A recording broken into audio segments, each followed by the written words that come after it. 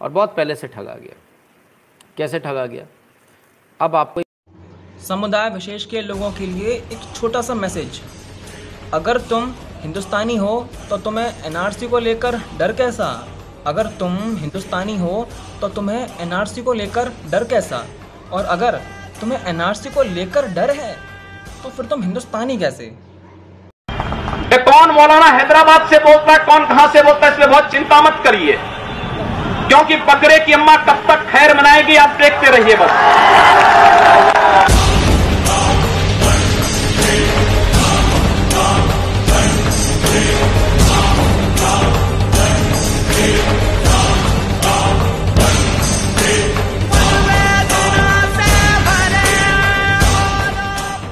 मैं गंगा पुत्र देवव्रत चारों दिशाओं, धरती और आकाश को साक्षी मानकर आज ये प्रतिज्ञा करता हूं कि आजीवन ब्रह्मचारी रहूंगा, जीवन भर विवाह नहीं करूंगा, वंशहीन ही जीऊंगा और वंशहीन ही मरूंगा। ये मेरी अखंड प्रतिज्ञा है।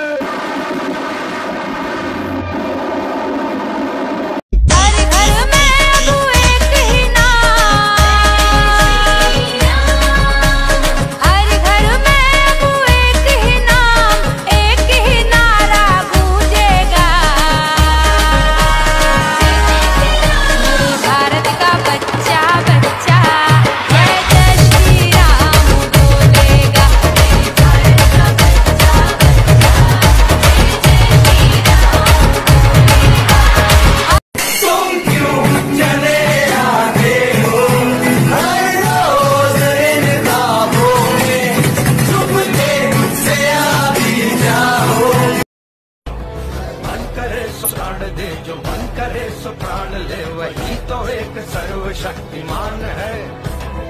विश्व की पुकार है ये भागवत का सार है कि युद्ध ही तो वीर का प्रमाण है। कौरवों की भीड़ हो या पांडवों का नीड़ हो, जो लड़ सका है वो ही तो महान है। Why did Srila Prabhupada consider Shiva as a demigod? Because Prabhupada, what a question. Lord Shiva, Lord Brahma, Lakshmi, Durga, they're demigods. Demi means they're not God, they're demigod, they're servant of God. But you in India, you just think everything is God. So this is a very difficult question for you to understand.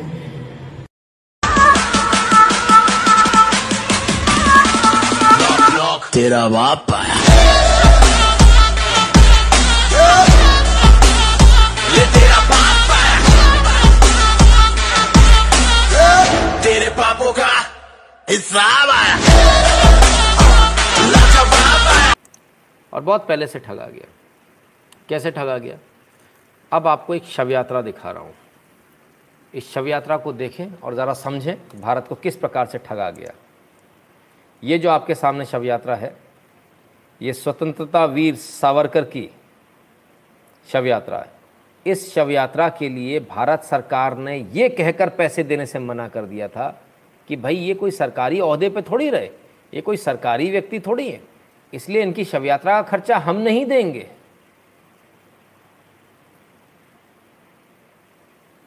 आप सोचिए, ये हमने अपने स्वतंत्रता सेनानियों के साथ किया, ये उस समय की सरकारों ने किया है, सिर्फ इसलिए कि कहीं नाम ना हो जाए, कहीं लोगों को पता ना चल जाए, पब्लिकली ना हो जाए, लोगों के बीच में ना आ जाए। तो इसलिए इस शव यात्रा का खर्चा उठाने से भारत सरकार ने मना कर दिया था, हम नहीं उठाएंगे। मंदिर बनाने से सोमनाथ का मना कर दिया था, नहीं हम नहीं बनाएंगे। इससे ज़्यादा क्या नीचता हो सकती है। फिर प्राइवेट खर्चे पर इनकी शव यात्रा निकाली गई, पैसे इकट्ठे करके इनकी शव यात्रा निकाली गई प्राइवेट खर्चे पर। सोचिए आप, ये सच्चाई है जो आपको नहीं बताई जाती।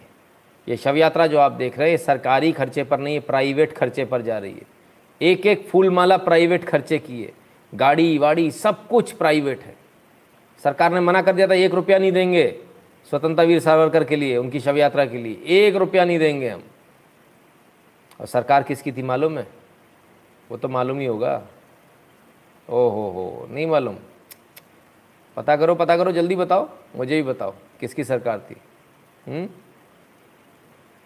आपके चचा की सरकार थी भाई, पहचानते भी नहीं हो। तो ये भारत के वीर सपूतों के साथ ये दुर्व्यवहार किया गया था, ठीक है ना। ये दुर्व्यवहार, जिन्हें तोप गाड़ी मिलनी चाहिए थी उन्हें प्राइवेट ट्रक पर लाद कर ले जाया गया था, उनकी शव यात्रा को प्राइवेट ट्रक पर निकाला गया था। इससे बड़ा अपमान